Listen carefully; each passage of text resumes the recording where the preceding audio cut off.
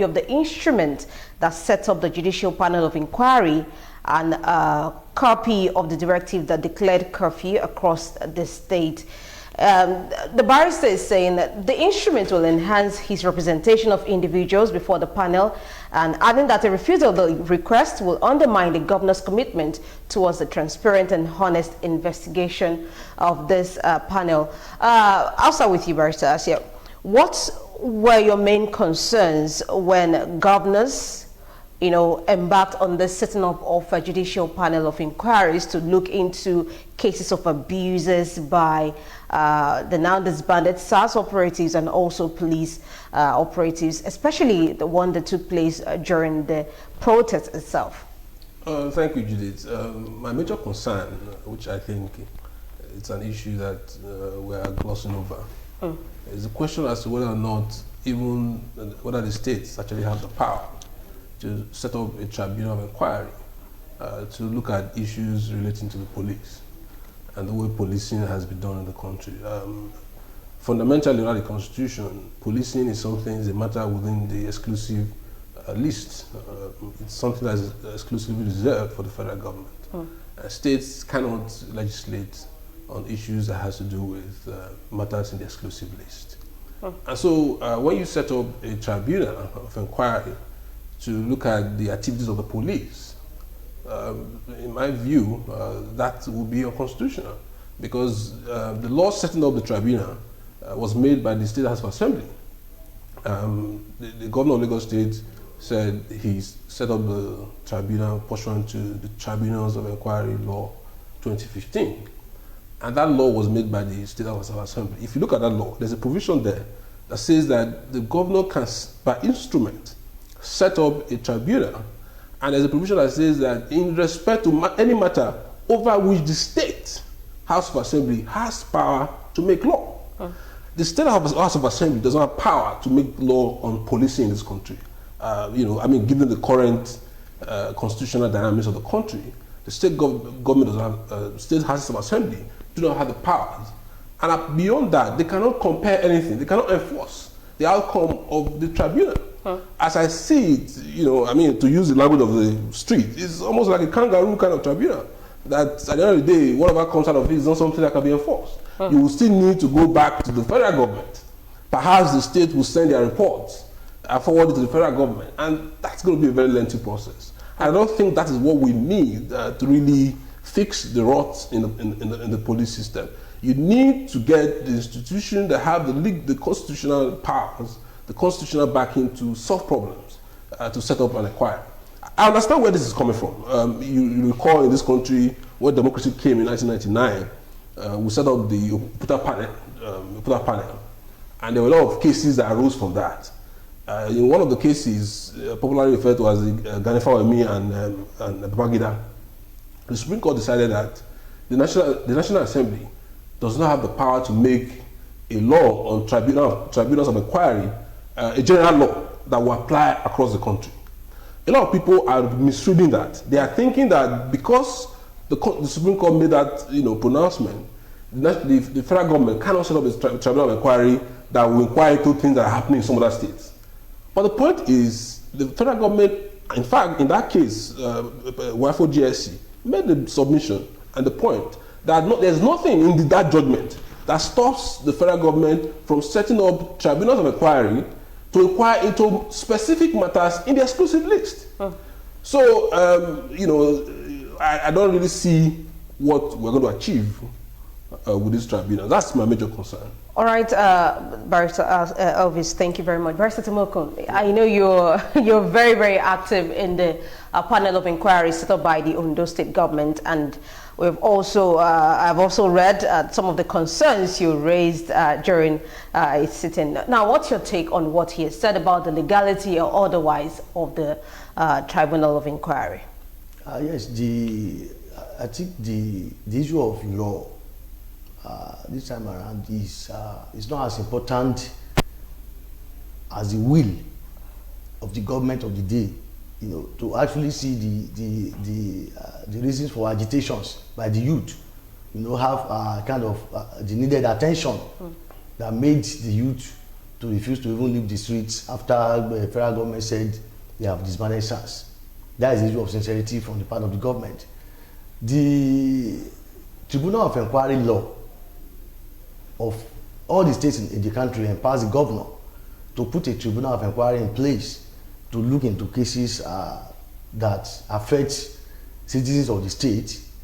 And if you look at the issue of, because it's very, very technical, when police violates rights of citizens within a state, you can go to the High Court of a state to get a redress, and if you get a judgment, that judgment is enforceable.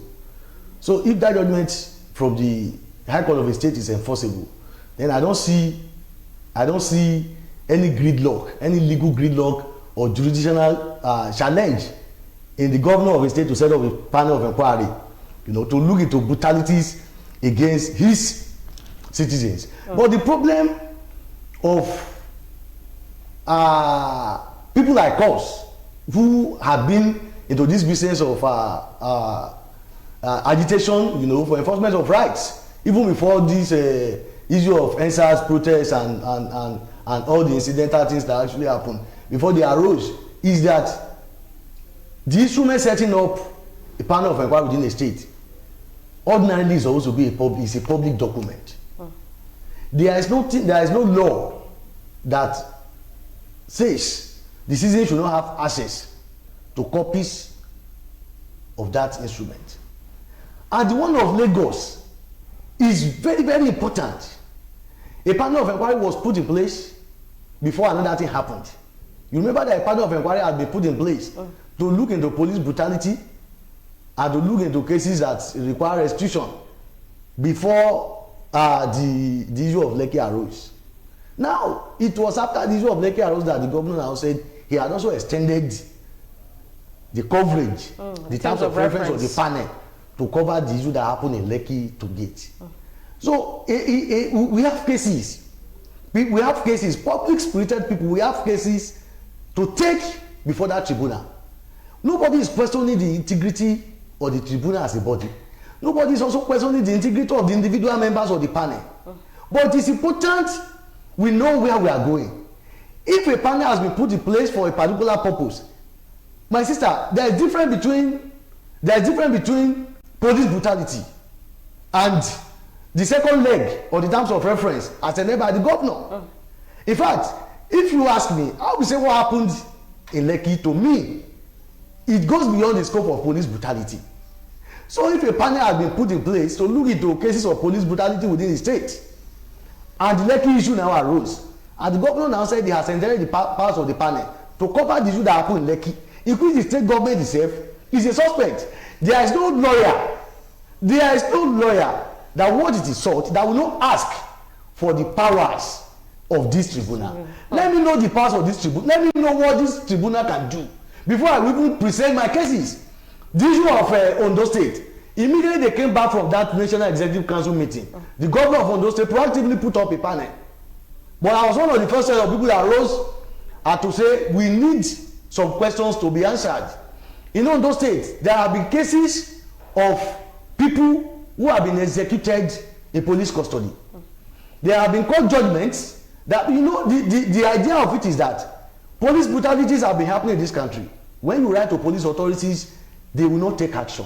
When you write to the governor, they will not take action.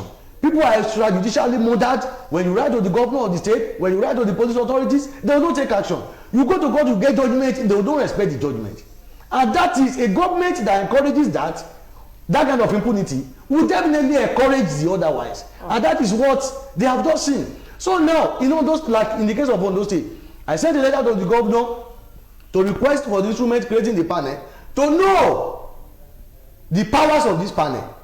We have judgments that have lined up in which police authorities have been fined, judgments of damages against police authorities.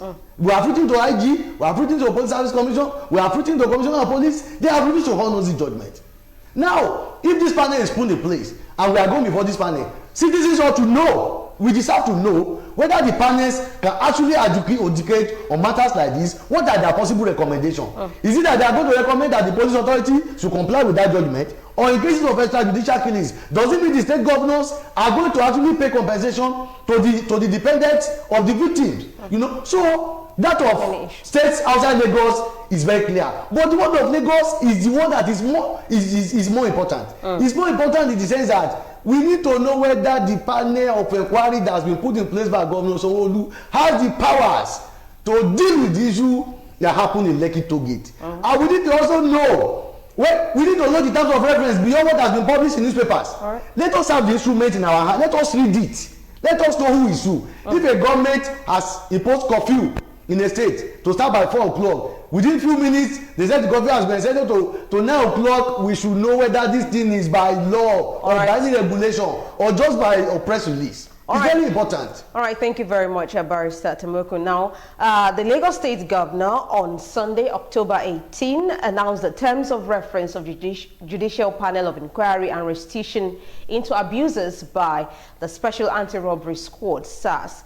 This disclosure he made through a series of tweets posts on his official Twitter handle ahead of the inauguration of the panel on the 19th of October.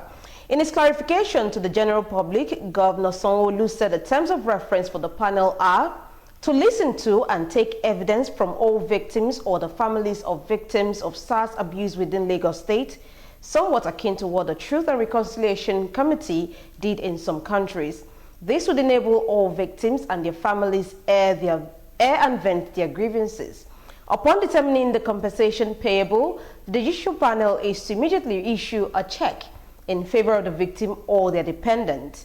The judicial panel is also to determine the officers or anyone, for that matter, responsible for abusing any victim and to recommend the prosecution of such persons. The panel shall also have powers to make recommendations to the government on how to ensure that the police and all security agencies never abuse the rights of citizens again. The panel has the powers to compel and summon witnesses to appear before it, and the state government expect the panel to use these powers to ensure that all necessary parties appear before the panel to testify. This is what the governor posted in a series of tweets on his official Twitter page. Now, I listened to the head of the panel during the inaugural sitting saying, as these issues are determined, that is Justice, okay, let me get her name to be very sure. Yes, Justice Doris Okuwobi, retired. She said, as soon as these issues are heard, when it comes to the issue of compensation, they won't have to wait that long. Compensations will be determined as the course of the panel goes. It is expected to run for 6 months. So as soon as they determine where compensation should be paid, this compensation will be paid immediately. And now what you are saying about the legality or otherwise of this panel, do you think to have such powers to do this? What are your concerns? No, I think the fact is, yes, legally speaking, I maintain that you cannot control the police. The state government doesn't have power over the police. Okay. The way the police is run, you can't even discipline the officers of the police. You can cause the kind of change that people want to see. You know, setting an inquiry, apart from the fact that you want to, give some palliative, in quote now, to the victims or people who have been brutalized over the years, you want to recommend how the system can be fixed to avoid the reoccurrence of the problems that people are complaining about, right? And I'm saying that no state can implement that, all right? But politically, it will make political sense for a state, some of the terms of references with respect to compensating people. There's no law stops the governor from determining those who should be compensated and going out with that can be done. But the point is, in terms of giving effectiveness and efficacy to the outcome of the tribunal in fixing the problem that we have, then you don't have the power to fix it, which is my concern, because it's not enough for you to compensate victims, right? I don't think even those who were on the street were, so much interested in compensation. Compensation is a good thing. I mean, a lot of people need it. But I think what is important is that we need a fair police force. We need a police force that will respect the rights of citizens. We need a police force that would, like my colleague said, would, allow judgments to be enforced. But the point I'm making is that the state cannot compel the police to do any of this. So setting up a tribunal will not make any difference, right? Okay. But let me just make a point about the issue of the way these tribunals are being set up. I mean, some of my colleagues have requested to see the instrument. You cannot set up a tribunal without an instrument. If you look at the Lagos state law, it's very clear, that the governor shall buy an instrument. And the instrument, there are things that should be in the instrument. Terms of reference will be there. You have to indicate whether it will be a public hearing or a private, all of these, there must be an instrument. In the absence of an instrument, you don't have a tribunal. All right, we're going still talking on this issue of the powers of the panel. We saw what happened in the videos we're showing there, what happened on Friday when the members of the panel went to inspect the toll gate and also went to the military hospital in Ikoyi, and after several attempts, they were still not able to do what they went there to do. Now the question, which many people were asking for answers to, is, did the panel have to write to the military hospital, ahead of time to request to inspect their morgue, as the case was on Friday? And do they even have such powers to just go to that facility without prior invitation? This is what I'm saying, for example. Okay. Now, you want to investigate something that involves the army, right? The governor cannot compare army officers or the generals or the senior officers there to allow entrance. The only person that can do that is the president and the commander and the chief of the armed forces. So the tribunal is already challenged with respect to even functioning. Yeah. And that means that you can't actually get to the truth. Because if you don't go there, how would you compare the stories we're hearing with a physical, the outcome of a physical inspection of the facility? And the governor cannot compare whoever is there to allow entrance. So this is my concern, that the tribunal will be challenged in so many respects, because the person who has constituted the tribunal does not have the power to compare anything with respect to security agencies. We have seen cases where a governor can even be a victim of the police in this country. We have seen cases where security details of police officers were withdrawn. We have seen, these things happens in this country. Why? Because the governor is a two-legged bulldog in terms of security in this country.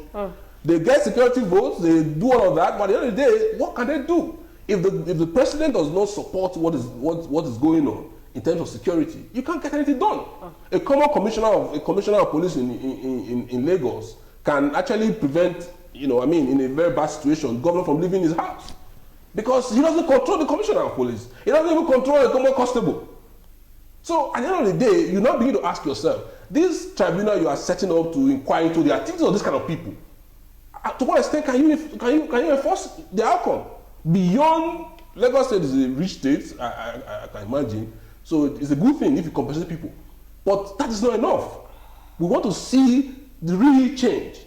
And so, at the end of the day, you now look at the tribunal as almost like a political arrangement to douse tension across the country. But that's not what we want to see. We want to see real change. And real change cannot happen with this kind of tribunal. Barrister Timoku, what then is the way to go if the tribunals are having these sort of challenges we are seeing, having to deal with so much bottlenecks to actually get to? Our understanding of it is that the essence of tribunals by state government is not is different from the issue of police reform. That is the way I see it, and that is the truth of the matter. It's different from the issue of police reform. We have had situations in the past in which citizens have issues with the police, and state government come in to see, as the state governor, as the chief security officer of the state, to ensure that there is no crisis, can come in to do some form of intervention. And that is exactly what this kind of panel looks like. And that is why I'm talking about the powers of the panel in regard to what happened in Lekki. It is not possible for the state government, Lagos state government, to set up a panel of inquiry to look into what happened in Lekki. It is not just possible because the government itself is a suspect in that matter. If the government itself is a suspect in that matter, and the issue is just between the government and the military authorities, then it is not possible for one party to set up a panel of inquiry to look into what happened in that place. So that is why the issue of that instrument is very important. Because if the instrument is out, then lawyers who have the energy can now approach the court to get declaration to delineate the powers of that panel. You can inquest into police brutalities against your citizens. You can pay the victims. You can pay their dependents for those who have died, but you cannot go beyond that. So that we can know that the issue of what happened in Lekki, the involvement of military, could be taken up by higher tribunal, whether by court, whether by ICC, and whether you now face the National Human Rights Commission. You know, so all of these things are the issue. But one thing that is very important that we must know is that there can never be any reform without the people coming to stand firm on their feet to ensure that there is reform. When the people started the protest of NSAS, and the president came out to say they have disbanded SARS and they have put in place SWOT, the youth, the protesters, because of experience, because of deficit of trust on behalf of the government, they refuse to buy into that joker of we have disbanded SARS, we have set up SWAT, now leave the street. No, we are saying no, we will not leave the street. The reform we intend to see is not just about this name change. And the federal government of Nigeria caused this crisis. When the youth went out to demand for police reform, my sister, the first thing that the government ought to do at that point in time is to respond to that agitation with clear evidence of readiness to attend to the yearnings and aspirations of the protesters. Let me just quickly chip in. The government did say in their own defense that these reforms you're talking about, aside the immediate disbandment of SARS, which the government did, takes time. It is a process. Then what? Then it's a process, but there is a process. But we know, as a legal practitioner of at least above 10 years, I have seen situations in which citizens have been brutally killed in this country within 2 days in order to divert attention or agitation of people to the fact that they have taken step. They charge people to court within 2 days. I have witnessed that. Now, if in the issue of SARS, the citizens of this country, they have a long list of officers. There is no district. There is no town, there is no district. In which the citizens of this country, they don't know officers who are guilty of some of these excesses of brutalization, of extrajudicial killing, of extortion, of commercialization of bail, of unlawful arrest, of unlawful detention, of torture. Now, the government needs to take proactive steps to ensure that we have disbanded SARS. Is it just disbandment of SARS? What about the officers that have been fingered to be responsible for some of these brutalities? Which steps have you taken? You have now named another SWOT. Probably some of the officers of SARS that people have reasoned against, they are also going to be the officers of that SWOT. As far as I know, it is the people that can bring all of these needed reforms. The people must still stand firm. There are laws in this country. That is what I have seen. There are beautiful laws in this country. I don't think there is any country in Africa that has all human rights protection law like Nigeria. Let us start from the Constitution. We have chapter 4. Those provisions are there. Now, we have to go beyond that. Enactments.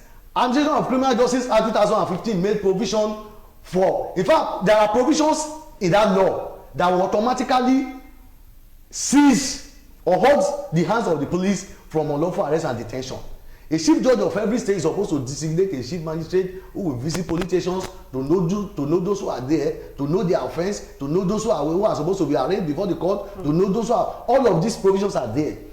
The players in that field, the police authorities, the judicial authorities, they have refused to observe this law, to make use of it, to ensure that we stem this complaint of police brutality. Because police brutality we are talking about, it's not just a single incident. You know, we have an anti-torture act of 2017 in this country. If you talk about police torturing citizens, we have a law that forbids torture. Who is complying with that law in this country? We have many other laws, you know, police, they dabble into civil matters. You see SARS officers in land matters, they will carry gun. If your opponent is somebody who has the money to secure their presence, they will carry gun, they will ensure, even if you have court judgment. Are you now saying it is law, it is absence of law that makes that to be possible? So, except the citizens, there is nothing the government can do. Is it the first time we are seeing pardon? The only thing they can do, just like the tension that has been generated, they can investigate into police brutalities, they can pay people, they can make some people happy to feel after all the government is doing something. But that is not the police, that is not police reform. That is not reform. The reform we are talking about is the people that can bring about the reform. If the people protest one day and leave the street, and pardons are put in place, I am telling you nothing will happen. And you will still see, in this country, it is going to be a culture of protest. If not for the protest that happened recently, are you saying the government of this country is just knowing that there is police brutality? Are you saying they are just knowing that some people are being extrajudicially killed in this country? The government is aware of this. The state governors are aware of this. And the president is aware of this. But until the people came to the street, that was when the president, even when he in another country did that, he came out to say, okay, this is what we are doing. The state governors should go and put up a panel of inquiries to look into cases of police brutalities. That means if the citizens are more present on the field, that means we will get more. All right. Now, the Nigerian Bar Association, the president of the NBA was at the inaugural sitting of the Lagos State Panel of Inquiry, and I've noted he's been attending the sitting. And he did say the NBA is going to play like two key roles: observe the proceedings of the tribunal, and also help those who don't have legal representation, help them articulate their grievances before the panel. Now, the panel is also calling for submissions, memoranda, from the public.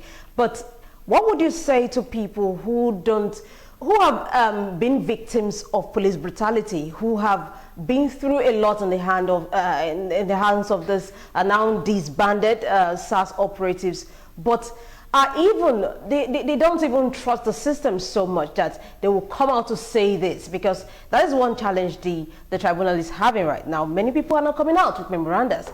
What's your take, Barrister? Well, I mean, and what would be your advice to such people? I think the major problem is that, just like you said, there's lack of trust in the process.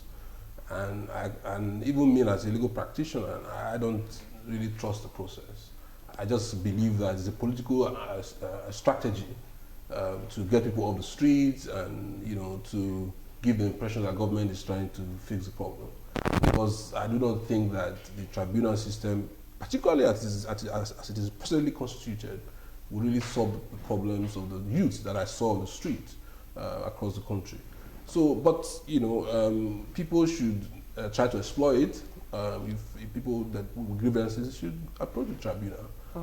It's good that the Nigerian Bar Association has offered to assist people who don't have the means to go with lawyers.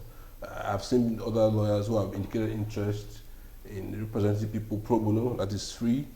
So I've seen a lot of groups coming up to do that. So people should approach all of it. And because, like I said, even though there's the whole system is based on the 40 foundation, the tribunal can also be a forum where people can continue to at least express their displeasure at the way and manner the police is operating in the country. And maybe it is hoped that at the end of the whole process, the report can be forwarded to the presidency, who actually has the powers to make things happen. Because we need to fix the police. The challenges of the police, it's actually beyond. Even the police officers are victims of the system, which is why I appeal to members of the public: you don't keep police officers, don't burn down police stations. These people we're in the same shoes, and if you see the way they are trained, at the police college, the one they have in Ikeja here, even goats and sheep are better treated in some other parts of the world. The way they are paid, if you have seen the barracks. We are expecting too much from the police. The police that we have right now cannot actually function. They have to steal to survive. What they are doing, they are extorting people to survive. Of course, nobody can excuse stealing, but the point is that the Nigerian system has made everybody a victim. And so it is wrong. It is something people should stop going after police officers with a view to killing them or attacking stations. Let us explore the political process. It's a political process, which I believe, even though I believe, like I said, it's not going to really resolve the problem, but at least you can go there and say what the police has been doing over the years. It will be documented, it will be recorded. And hopefully when the process is concluded, it will be forwarded to appropriate quarters and, that actually have the powers to fix the problem going forward. All right, let me quickly put this to you. What do you expect the state government, Lagos state government and other state government to now do in light of what we've said about the panel? What do you expect them to do in the coming days, or what would be the best thing to do? Well, the first thing is for them to clarify the legal foundation upon which these tribunals are set up. You cannot set up a tribunal without a legal instrument. Even the law that the governor mentioned, which formed the basis of the tribunal you are set up, clearly says that you set up a tribunal by an instrument. And the instrument, the things that should be contained in that instrument are there. You have to gazette it, all right? And you have to make it public, so that people, just like a lot of lawyers have expressed, going to that tribunal, I need to even know the terms of reference. Because some of the points I'm making now with respect to the constitutionality, the legality of the process, you can't be conclusive on it until you see the terms of reference. Yeah. Because the terms of reference as contained in the instrument, not the one on the pages of newspapers. Anybody can say anything to the press. We need to see that instrument so that we can, determine which terms of reference within the instrument is within the competence of this tribunal. So that I can be now. There's one thing you mentioned about with respect to terms of reference. They said, they want to investigate the actions or conduct of police officers who are responsible for this brutality, right? How are you going to do that? If you find out that a police officer didn't follow the rules, do you have the power to discipline the police officer? So at the end of the day, we need to see the terms of reference to be able to know which one. So that's the first step that they need to take. The second step is that, Nigerian people have lost faith in government, and you can't really blame them. Because every society is a social contract, right? People, gives up their rights and some of their rights and privileges in return for protection from government. But over the years, we have seen that the Nigerian government has continued to victimize the Nigerian people, and so people don't have faith in the process. So governors have to find a way to restore faith in government and governance. It is not just by making noise and talking about, you have to, begin to get involved in the lives of the people. Okay. Yeah. Thank you, Barrister Tumbukun. Your take before we wrap up this particular topic? Yes, it is by doing the right thing. If the government of every state is doing the right thing, Nigeria will be a better place. Like the issue of palliative that people are accusing people of looting. To me, we actually have to define and redefine some of these terms. If palliatives have been acquired, whether by public money or maybe have been donated by private bodies to be given to those who are hungry during COVID-19, and government decide to put them in one place and they take the key away. And citizens have a way of going to that place to take those things and now call it looting. Yeah. So the person that kept it there, what did the person do? All right, we'll still talk about this issue of palliative. We still have some minutes. Let government begin to do the right thing. That is when the government, the people have trust in them. Just to add, with respect to what governors should be doing, I saw the response of government, particularly after the Lekki issue with all the crises in the country and people are looting. And what I saw is a government that doesn't want to change. They've been putting out disinformation out there. They're trying to deceive people. In fact, they're even making you doubt what you saw with your clear eyes, and that will further make people to have distrust for government and governance process. So let us put out the truth. Oh no, this government has failed. There's no story about it. At every level, we have failed Nigerian people. We have to own up and begin to pick the pieces. All right, you're still watching Democracy and the Rule of Law. We'll take a quick break. I'll be right back to discuss this issue of looting of warehouse containing palliatives by some Nigerians. Do stay with us.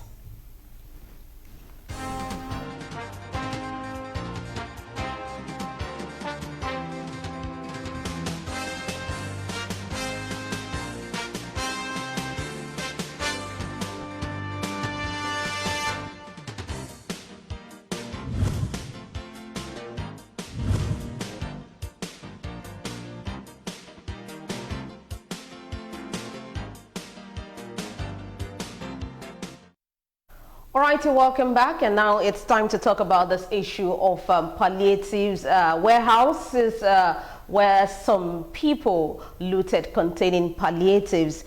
And this, we are discussing it in light of the fact that the Center for Democracy and Human Rights, CDHR, and SERAP is vowing to provide legal representation of palliative looters.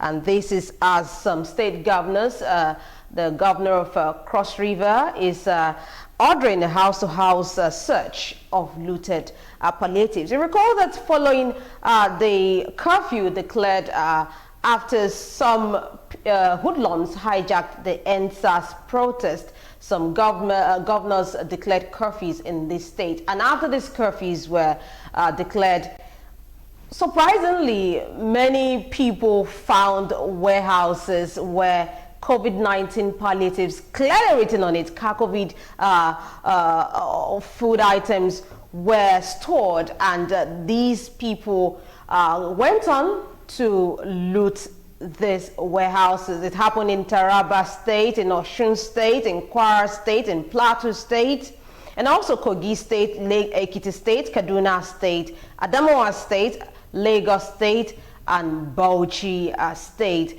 According to reports, Borno and Zamfara State are some of the states where they said they have already shared these palliatives, so there was nothing found in these warehouses. I saw the video of what happened in Plateau State, a very huge warehouse, and with the person who was videoing it, I saw a very long stretch of traffic, and I couldn't even imagine the stampede that will even happen in that particular place. He kept saying something. The warehouse is very big, and the people there would not even, it's not even possible for them to take away all the food items stored there. And I recall that during the lockdown, many Nigerians were waiting and wondering that where is this relief promised by the president, that the people will get food. And we also saw how some spirited Nigerians and companies donated huge sums of money. And when I went to the street to cover during the lockdown, the question many people kept asking me as a reporter is, where is this food government promised us? We don't believe the COVID-19 is real. Let us go out there and fend for ourselves if the government will not fend for us. Now, what was the immediate reaction when you saw this happen? And government is now saying, to be specific, a spokesperson of the president is saying looters are not hungry. It's not a case of hunger. It is a case of greed. What do you think happened in that case? First, let me say that the people largely felt emboldened by the protests, the SARS protests across the country, because the issue has always been there. We know politicians who privatize palliatives. They are in our streets, they are in our communities. We know that whenever government rolls out a program to help assist the poor, we know that they are appropriated by politicians, who in most cases are used to distribute, they're supposed to be the ones distributing these palliatives. People have always known that. And these people are in our communities. So when, with the protests and with the kind of boldness that people were giving, people were pushed to say, let us go and get our own share of these palliatives. And you also need to understand some fundamentals. Right now, even by the Bureau of Statistics information, about 40% of the country are in extreme poverty. That is by official records. Now, that official record is even flawed on so many grounds. First, it is based on the fact that you are in extreme poverty or you are below poverty line if you earn 137,400 a year as one person. And if you divide that, what you are going to come down to presently will be about 300 naira a day, right? But internationally, the World Bank says that it is $1.90, which is about 885 naira per day. So that means that these are our figures. Official figure of 40% is substantially wrong. And you and I can attest to that fact. Because if you look at the indices, what are the bases? Food, housing, clothing and stuff like that. Nobody can survive on 300 naira if you really look at the picture. So at the end of the day, we have up to 80% of people. That is not too much speculation to say that up to 80% of Nigerians are living below poverty line. So you can imagine when people are so poor and hungry, and COVID-19 has made it very difficult for people to go out to earn money. A lot of Nigerians rely on daily income, right? They go out, make money, and eat with it. That's all they do. No savings. In fact, I recently discovered that my mechanic does not even have an account. Millions of Nigerians don't have accounts. They have never saved money anywhere before. These are the kind of people we are talking about. They earn money every day. And so the moment they got information that there was food somewhere, a lot of them have not worked for months. And then with the protest too, people were also, stuck at home, a lot of crises in so many places. And so they were pushed out. For somebody to come out and say, looking at these statistics and looking at these fundamentals, to come and say that it was greed that put, you can't, maybe you should look at the pictures from Jaws again. Anybody who says that was greed is obviously not telling the truth. And it's just this whole system where government does not admit to the truth. All right. Those were thousands of people gathered to receive their own share of the palliative. And you are saying that is greed? That can't be greed. Even if you say there's good, people have discovered good where they are looting it. I won't go there. Go there, yeah. Because thank God I'm not hungry. When you're hungry, who's going to stop you? So it is actually very wrong for anybody to say that was greed. You see, the government must admit that people are extremely poor. And sometimes there's a stage you get to in life that you become disconnected. I know this because I have been on the other side, where you probably can't even live on 50 naira or 100 naira per day. So this is something that is there. A lot of these people who are Harvard trained and whatever, they don't understand what is happening on the street. So for anybody to come out and say that was greed, that can't be greed. This what we are seeing now on the television cannot be greed. This is poverty. Right. This is hunger. Okay, Barrister Temoko, now a governor, like I said, Kashif Ayade, did order a house-to-house search of these looted palliatives, and we also saw a report of a lawmaker's warehouse that was actually looted. He's a majority leader of the Lagos State House of Assembly, Sanai Agumbiade, popularly known as SOB, which said, these palliatives you found in my warehouse was supposed to be distributed on my birthday, and we also got to know that another lawmaker in Lagos State actually used these same palliatives as birthday souvenir for the people in her constituency. And the question that begs for answer is, how long should it take for palliatives to be distributed? How hard is it for government to actually do a house-to-house distribution of palliatives? Yes, the government of this country is very, very satanic. Their policy that they are defending is a very satanic policy. How can, when you talk about greed, how many are you in government? How many are you in the executive council of a state? How many are you in the House of Assembly?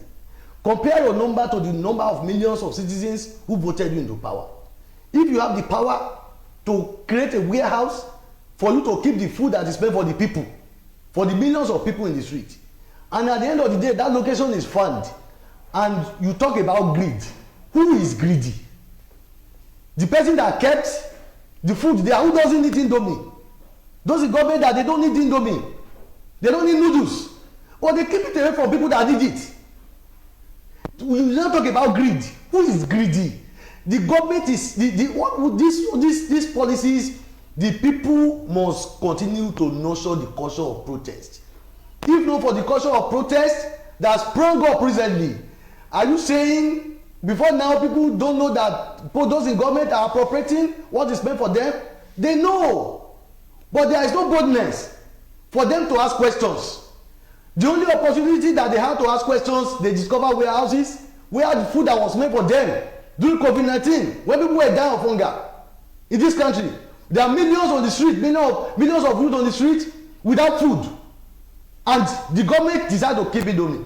The government of each state, as a matter of urgency, must first and foremost make inquiry they cannot own up, if the governor of State cannot own up to have been the person who ordered, who gave direction, or who personally kept those palliatives there, those officers of the government who did that must be identified, their names must be published for people to know. Let us start with that. When we start with that, we can now know that you have the moral authority to make investigation. When you now identify the officers who conjecture that it is possible for us to keep it, for me to use it during my birthday, or a possible second wave of the COVID-19 and the lockdown. People are dying. People who have died completely. What is the second? Are you praying for a second wave? So are you now saying there is a second wave of COVID-19? There will not be policy from the government to tackle it. The food that was made for those who are hungry, you have to keep it for some people to die.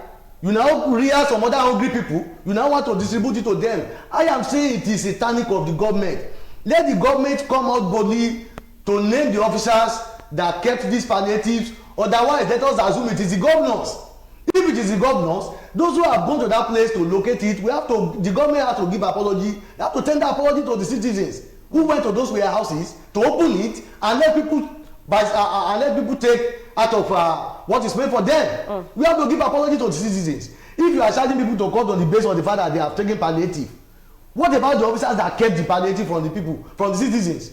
Just like we have seen in Lagos, we have public officers who have owned up to be responsible, to say they are keeping them for their birthday. Do these people, I am sorry, are these people animals?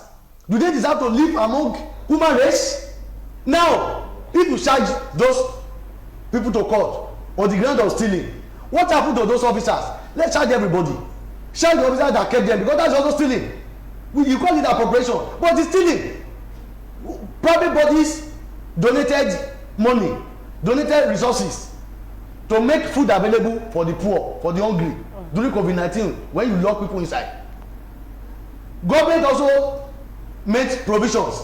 Individuals, they took those things to places, they put it under lock and key, they took the key away. If you want to charge those who went to open that place, you also have to charge those other officers. All right. Except the governors are saying they are the one that gave directive, or they are the one that gave the order, or they are the one that personally kept those palliative in those places. Because what many Nigerians are saying, this is a sort of vindication on the part of the federal government, meaning this palliatives were actually there, they were actually disbursed to several states, and the state governors are to be held responsible. And also the representatives, which we have seen them, some of them actually had this palliative to be distributed to their people who didn't do the right thing. Federal government is not vindicated in any way. Federal government is not vindicated. All right. You say you brought food. What is the name of this woman who is saying that there is no household in Nigeria that does not have palliative? Did she confirm? Did she confirm? What is the monitoring of distribution? If you could distribute money during election to rig election, you cannot monitor, your political party could do that, you cannot monitor distribution of food to your citizens. Then federal government is not vindicated. We should not get it wrong. All right. They are all guilty. Okay. I just want to say that, you know, the federal government, the government has lost the moral high ground to prosecute these people for, you know, I mean, hungry people, in my view, who were looking for food, given the circumstances that I described earlier. I think it would be very, very bad for the government to prosecute them. Of course, we have to separate, you know, the you're talking morally. I'm not talking about the looted items, those who looted private businesses. No. Yes. So we have to separate all of those. Yes. Those ones, I cannot speak for anybody who goes after, even government property. Yes. For under whatever guise, right? That's wrong. When people are hungry like this, and they have found a warehouse of food that was actually meant to be displayed to them, I would think that, you know, I mean, sitting here, I would think that government will have enough challenges. You know, getting conviction against these people, you know, under in establish the evidence of stealing, because how you want to convict me for can I steal what is meant for me? At the end of the day, there are so many issues, because, you know, it's not enough to, even if you saw people going to a warehouse and taking things, that doesn't amount to conviction. You have to prove it. You have to establish the fact that was stealing. In my view, I don't think that was stealing. You know, people simply went to a place where food was kept for them, and because government failed to share, it's not like my mother. But there was no express permission. No, You're just like, no, like taking from your mother's pot. Let's give you an example. For example, Okay. I'm coming from school. All right. Hungry, right? And then my mother has cooked, but she has not shared my own Dished your share. own portion. And then she's not there. And then maybe she's refused to do so, and I want to die of hunger. What do you want to do? I will be waiting for one law. Who gave permission? I will invade the pot. Who gave permission for the food I'm to sorry be to say kept? that. I will invade the pot and probably even finish the whole pot. So at the end of the day, my point is, it is absolutely, you see, if government goes through with these threats to arrest these people and charge them to court, it will confirm the point my friend made earlier that governance in this country is satanic. Because that's the only way you can describe, going after, and then how many people are you going to arrest? All of those thousands of people that were in jaws, in Plateau State, that thing rings in my head every day. That night, I actually didn't sleep very well because I'm like, is it really true that this number of people can come out in search of Indomie, in search of noodles? And do you know what? Even salt. Do you know what? A lot of this food, many of them were spoiled. Expired already and spoiled. Because Kakovi, it's true that Kakovi delivered recently on their part in October. But some of those federal government palliative, whatever, some of them have gone back. We were in this Lagos when we saw people when they were distributing these things. They can distribute 1 million to a whole street. Yeah. It was that bad. But if you go to the house of politicians, traditional rulers and people they were using, you see these things all over their houses. All right. So many issues to discuss, but our time is spent. We have to go. Thank you, gentlemen, for coming on the program. And thank you, our esteemed viewers, for joining us on today's edition of Democracy and the Rule of Law. The program will return next week, Sunday, at 1 p.m. prompt. Do join us then. My name is Judith Reno. I do have a great week ahead.